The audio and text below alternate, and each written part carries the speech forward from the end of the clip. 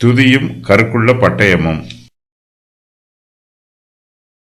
ஜாதிகளிடத்தில் பழிவாங்கவும், ஜனங்களை தண்டிக்கவும், அவர்களுடைய ராஜாக்களை சங்கிலிகளாலும் அவர்களுடைய மேன்மக்களை இருப்பு விலங்குகளாலும் கட்டவும், எழுதப்பட்ட நியாய தீர்ப்பை அவர்கள் பேரில் செலுத்தவும், அவர்கள் வாயில் கர்த்தரை உயர்த்தும் துதியும் அவர்கள் கையில் இருபுறமும் கருக்குள்ள பட்டயமும் இருக்கும்.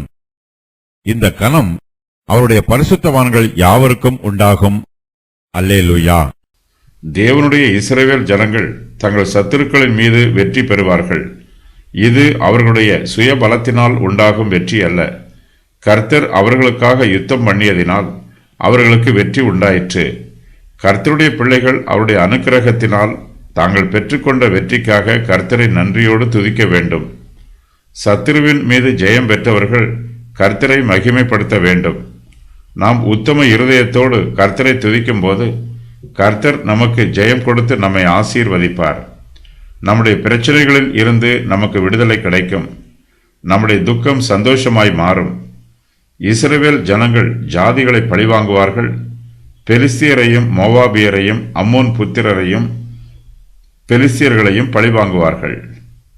இதற்கு பின்பு தாவீது பெலிஸ்தரை முறியடித்து அவர்களை கீழ்ப்படுத்தி மேத்தேக் அம்மாவை பிடித்துக் கொண்டார்.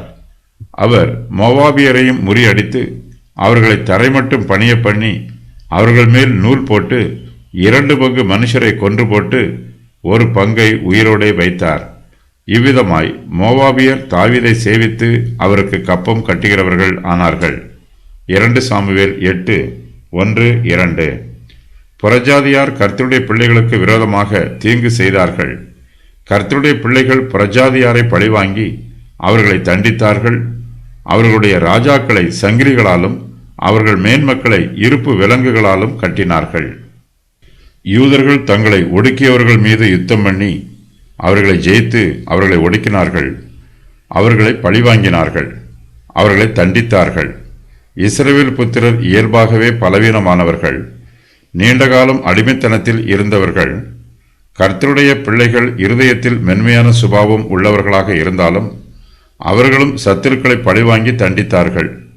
கர்த்தருடைய பரிசுத்தவான்களுக்கு யார் மீதும் தனிப்பட்ட முறையில் கோபமோ விரோதமோ கிடையாது. யாரையும் பழிவாங்க வேண்டும் என்னும் எண்ணமும் அவர்களிடத்தில் இல்லை.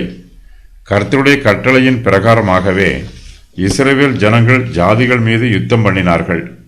கர்த்தருடைய கட்டளைக்கு கீழ்ப்படிந்தார்கள்.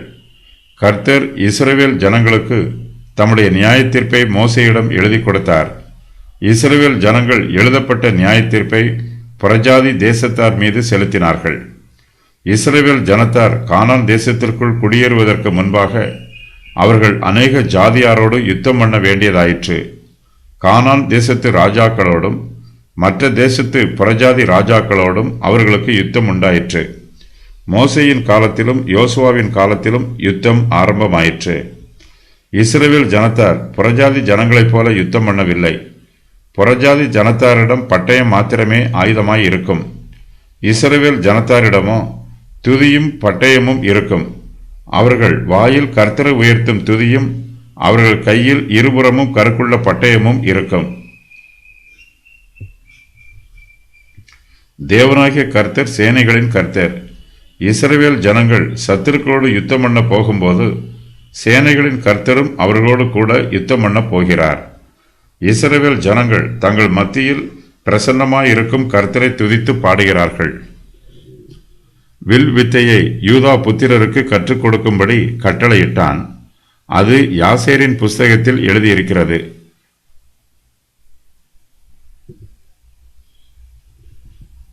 இரண்டு சாமுவேல் 1:18. தாவீது இஸ்ரவேல் புத்திரருக்கு கர்த்தரை துதிக்கும் துதியையும் கற்றுக் கொடுத்தார். வில் வித்தையையும் கற்றுக் கொடுத்தார். அவருடைய கைகளில் இருபுறமும் கருக்குள்ள பட்டயங்களையும் கொடுத்தார். இஸ்ரவேல் ஜனங்கள் சத்துருக்கள் மீது யுத்தம் பண்ணும்போது தங்கள் வாயினால் கர்த்தரை உயர்த்தி துதிக்கிறார்கள். தங்கள் கைகளில் உள்ள இருபுறமும் கருக்குள்ள பட்டயங்களினால் சத்துருக்களோடு யுத்தம் பண்ணுகிறார்கள்.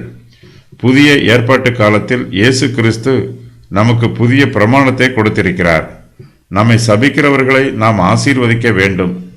நம்முடைய சத்துருக்களுக்காகவும் நாம் ஜெபம் பண்ண வேண்டும். நம்மை யாராவது ஒரு கன்னத்தில் அறைந்தால் அவருக்கு நம்முடைய மறுகன்னத்தையும் திருப்பி காண்பிக்க வேண்டும். இதுவே கிறிஸ்துவின் உபதேசம். கர்த்தருடைய பிள்ளைகளாகிய நமக்கு ராஜாக்களை சங்கிலிகளாலும் அவர்களுடைய மேன்மக்களை இருப்பு விலங்குகளாலும் கட்டுவதற்கு கிறிஸ்துவானவர் அனுமதி கொடுக்கவில்லை. நாம் சாத்தானை இயேசு கிறிஸ்துவின் நாமத்தினால் கட்டலாம். நமக்கு ராஜாக்களோடோ புறஜாதி ஜனத்தாரோடோ யுத்தம் இல்லை. ஆவிக்குரிய யுத்தமே நமக்கு உண்டு. பிசாசின் அந்தகார வல்லமைகளோடும் அந்தகார சக்திகளோடும் நமக்கு யுத்தம் உண்டு. நாம் கிறிஸ்துவின் சுவிசேஷத்தை பிரசங்கம் பண்ணும்போது நம்முடைய வாயில் கர்த்தரை துதிக்கும் துதியோடும் நம்முடைய கைகளில் இருபுறமும் கருக்குள்ள பட்டயத்தோடும் சுவிசேஷ ஊழியம் செய்ய முடியாது. நம்முடைய வாயில் கர்த்தரை துதிக்கும் துதி இருக்க வேண்டும். நம்முடைய இருதயத்தில் அன்பு இருக்க வேண்டும். நம்மிடத்தில் அன்பு கூறுவது போல நாம் பிறரிடத்திலும் அன்பு கூற வேண்டும். கர்த்தருடைய வசனமே நமக்கு இருபுறமும் கருக்குள்ள பட்டயமாய் இருக்க வேண்டும். பழைய ஏற்பாட்டு காலத்தில் தேவனால் எழுதப்பட்ட நியாய தீர்ப்பை இஸ்ரவேல் ஜனங்கள் புறஜாதியார் மீது செலுத்தும் போது அவர்கள் ஜனங்களிடத்தில் பழி வாங்கி ஜனங்களை தண்டித்தார்கள். நாமோ பழைய ஏற்பாட்டு காலத்து இஸ்ரவேல் ஜனங்களைப் போல ஜாதிகளிடத்தில் பழி வாங்கக்கூடாது. புறஜாதி ஜனங்களை தண்டிக்கக்கூடாது. நம்முடைய வாயில் கர்த்தரை துதிக்கும் துதி இருக்க வேண்டும். நம்முடைய கரங்களிலோ சமாதானத்தை அறிவிக்கும் ஒலிவு மரத்தின் கிளைகள் இருக்க வேண்டும். கிறிஸ்துவானவர் தம்முடைய சுவிசேஷத்தின் வல்லமையினாலும் தமது கிருபையினாலும் ஆவிக்குரிய சத்துருக்கள் மீது ஜெயம் பெற்றார். கிறிஸ்துவை விசுவாசிக்கிற நாமும் அவருக்குள் ஜெயம் பெற்றவர்களாக இருக்கிறோம். தேவனுடைய வார்த்தையே நம்முடைய பட்டயம். தேவனுடைய வார்த்தையானது ஜீவனும் வல்லமையும் உள்ளதாயும் இருபுறமும் கருக்குள்ள எந்த பட்டயத்திலும் கருக்கானதாயும் ஆத்துமாவையும் ஆவியையும் கணுக்களையும் ஊனையும் பிரிக்கத்தக்கதாக உருவ குத்துகிறதாயும் இருதயத்தின் நினைவுகளையும் யோசனைகளையும் வகை அறுக்கிறதாயும் இருக்கிறது என்று எபிரெயருக்கு நிருபம் எழுதின ஆசிரியர் சொல்லுகிறார். அப்போஸ்தலர் பவுல் நம்முடைய யுத்தத்தை பற்றியும் ஆயுதத்தை பற்றியும் எபேசியருக்கு எழுதின நிருபத்தில் தெளிவாக சொல்லுகிறார்.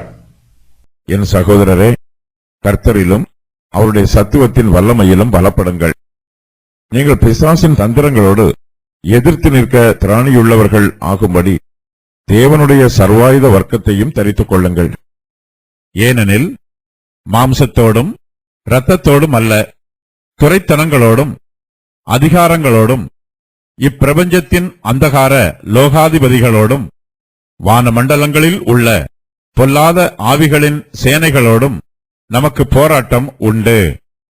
ஆகையால் தீங்கு நாளிலே அவைகளை நீங்கள் எதிர்க்கவும் சகலத்தையும் செய்து முடித்தவர்களாய் நிற்கவும் திராணி உள்ளவர்கள் ஆகும்படிக்கு தேவனுடைய சர்வாயுத வர்க்கத்தையும் எடுத்துக்கொள்ளுங்கள். சத்தியம் என்னும் கச்சையை உங்கள் அறையில் கட்டினவர்களாயும் நீதி என்னும் மார்க்கவசத்தை தரித்தவர்களாயும் சமாதானத்தின் சுவிசேஷத்திற்குரிய ஆயத்தம் என்னும் பாதரட்சையை கால்களிலே தொடுத்தவர்களாயும் பொல்லாங்கன் எய்யும் அக்கினி ஆஸ்திரங்களையெல்லாம் அவித்து போடத்தக்கதாய் எல்லாவற்றிற்கும் மேலாக விசுவாசம் என்னும் கேடகத்தை பிடித்துக் கொண்டவர்களாயும் நில்லுங்கள். ரட்சணியம் என்னும் தலைச்சீராவையும் தேவ வசனமாகிய ஆவியின் பட்டயத்தையும் எடுத்துக்கொள்ளுங்கள். எந்த சமயத்திலும் சகலவிதமான வேண்டுதலோடும் விண்ணப்பத்தோடும் ஆவியினாலே ஜெபம் பண்ணி அதன் பொருட்டு மிகுந்த மன உறுதியோடும் சகல பரிசுத்தவான்களுக்காகவும் பண்ணும் வேண்டுதலோடும் விழித்துக் கொண்டிருங்கள். ஆதி திருச்சபையின் காலத்தில் இயேசு கிறிஸ்துவின் சுவிசேஷத்தை பிரசங்கித்தவர்களுடைய கைகளில் தேவனுடைய வார்த்தையாகிய இருபுறமும் கருக்குள்ள பட்டயம் மாத்திரமே இருந்தது. இந்த பட்டயத்தினால் அவர்கள் அந்தகாரத்தின் வல்லமைகளோடு யுத்தம் செய்து ஜெயம் பெற்றார்கள். புறஜாதி ஜனங்கள் மத்தியிலே பழிவாங்குதல் காணப்படுகிறது. கர்த்தருடைய பிள்ளைகளாகிய நாமோ பாவம் செய்தவர்கள், மனம் திரும்ப வேண்டும் என்றும் உபதேசம் பண்ணுகிறோம். நம்முடைய சத்துருக்களை நாம் பழிவாங்குவதற்கு பதிலாக அவர்களும் மனம் திரும்ப வேண்டும் என்று அவர்களுக்காக ஜெபம் பண்ண வேண்டும். புறஜாதி ஜனங்கள் தங்களுடைய விக்கிரக ஆராதனையை விட்டுவிட்டு ஒன்றான மெய்த்தேவனாகிய கர்த்தரை ஆராதனை செய்ய வேண்டும் என்று அவர்களுக்காக ஜெபம் பண்ண வேண்டும்.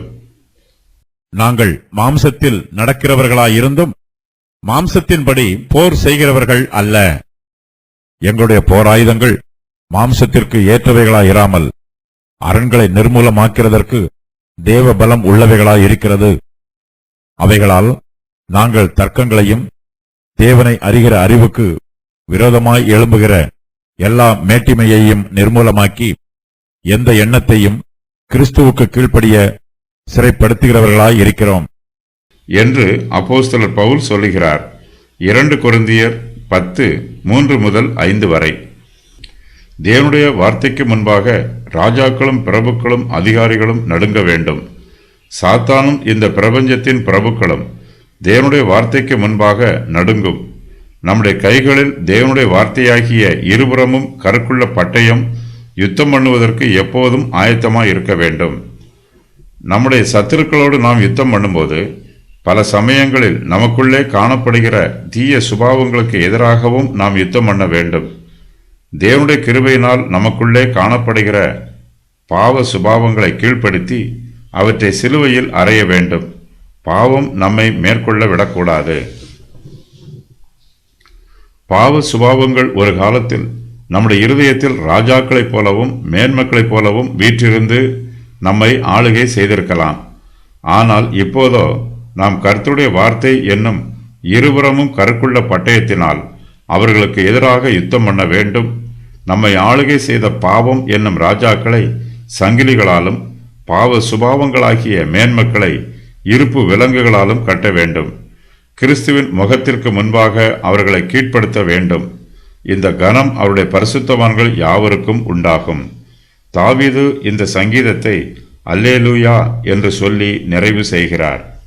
கிறிஸ்துவோடு பரிசுத்தவான்கள் அனைவரும் ஆளுகை செய்வார்கள். பரிசுத்தவான்களில் தேர்ந்தெடுக்கப்பட்ட ஒரு சிலர் மட்டுமே கிறிஸ்துவோடு ஆளுகை செய்வார்கள் என்பது தவறான உபதேசம். உயிர்த்தெழுந்த பரிசுத்தவான்கள் எல்லோரும் தேவனுடைய ஆசாரியர்களாக இருந்து கிறிஸ்துவோடு ஆளுகை செய்வார்கள். சத்துருக்கள் முழுவதுமாக தோற்கடிக்கப்படுவார்கள்.